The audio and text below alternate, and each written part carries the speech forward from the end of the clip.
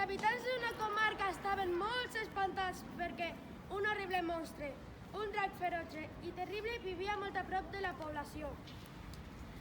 El temible drac es cruspia ramats sencers, destrossava collites, cremava boscos i devorava totes les persones que enxampava despistades enmig del bosc o pels camins.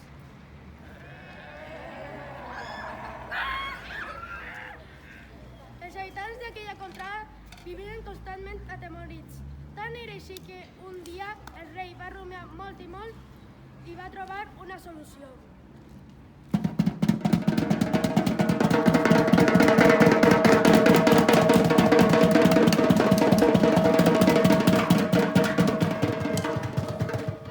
Estimats vilatans, tots sabeu que des que ha aparegut aquest drac en la comarca no tenim res més que desgràcies.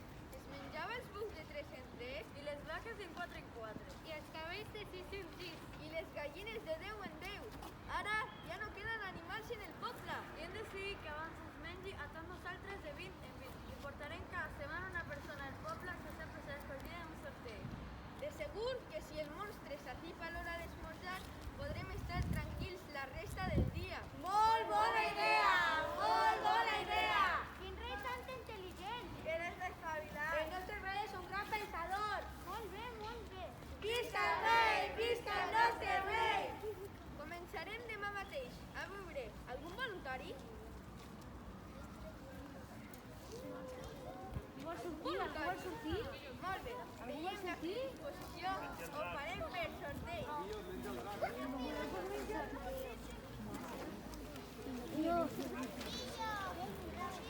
Aquest sorteig es va fer posant tot el nom dels habitants del poble dins d'una capsa. El rei agafava un sense mirar.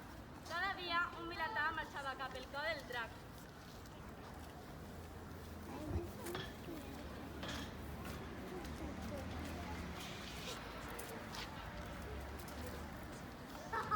Però un dia li va tocar a la filla del rei, la princesa.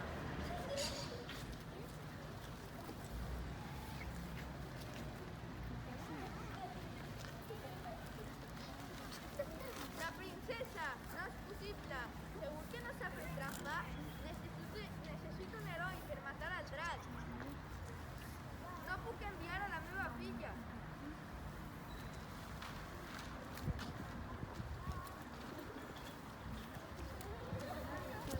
I vet aquí tota aquesta història va arribar a les orelles d'un cavaller que vivia a les muntanyes, que es deia Jordi.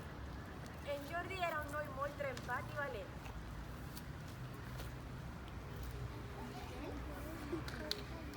No li feia gens de por el drac, i quan va saber tot allò que va passar al poble va dir: Drac, catacric, catacrac, no em fas cap por, catacric, catacrac. Tu ets com un xai, oi que sí? Que carai! I jo, el pastor, sí senyor, baixaré fins al poble i mataré aquest drac tan empipador.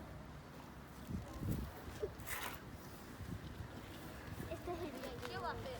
Va vestir-se de cavaller i va pujar al seu cavall. Va dirigir-se cap al poble.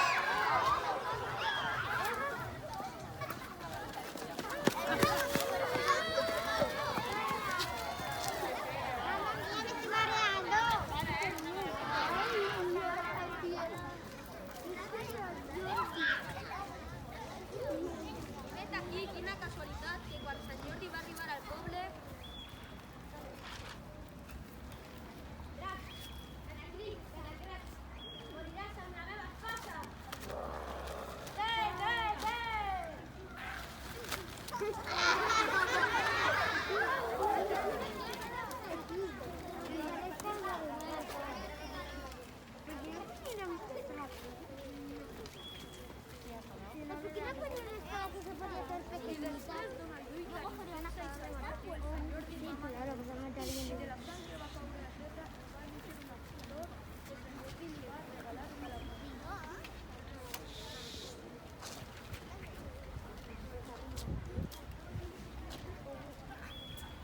Princesa Formosa, això és per tu.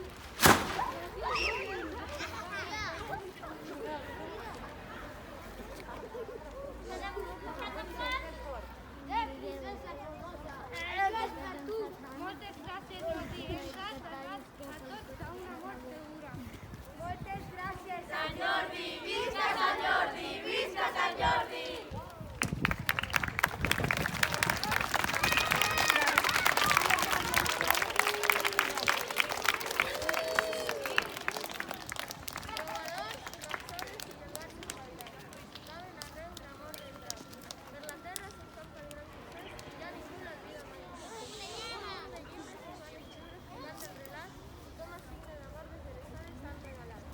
Aquí s'acaba la història.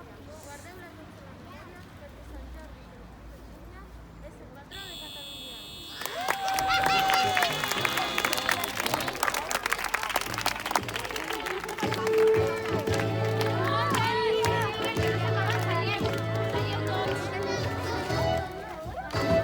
Sant Jordi, la princesa, la rosa i el gat, dos van al darrere, dos van al davant. Sant Jordi, la princesa, la rosa i el gat, dos van al darrere, dos van al davant. Sant Jordi és tot de ferro, les roses del jardí, el drac no menja pomes, la princeseta sí. Sí, sí, sí. Sant Jordi és tot de ferro, les roses d'un jardí. Sant Jordi, la princesa, la rosa i el gat, dos van al darrere, dos van al davant. Sant Jordi, la princesa, la rosa i el gat, dos van al darrere, dos van al davant. El gat té molta gana, ja és hora de dinar. S'empassa 3 gallines amb un tros de pa. El gat té molta gana, ja és hora de dinar. Sant Jordi, la princesa, la rosa i el gat, dos van al darrere,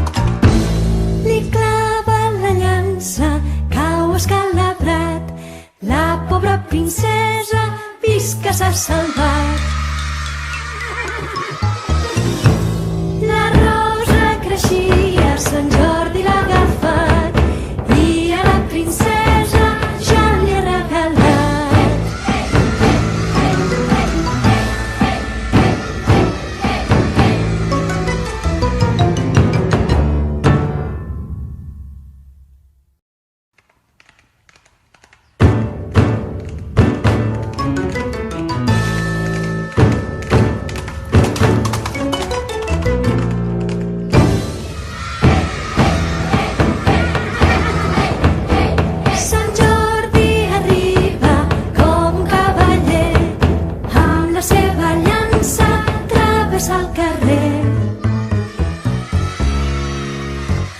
Ja veu la princesa que el drac vol menjar. Si no es dona pressa, ella morirà. Li clava la llança, cau escalabrat. La pobra princesa vist que s'ha salvat. La rosa creixia, Sant Jordi l'ha agafat i a la princesa ja li ha regalat.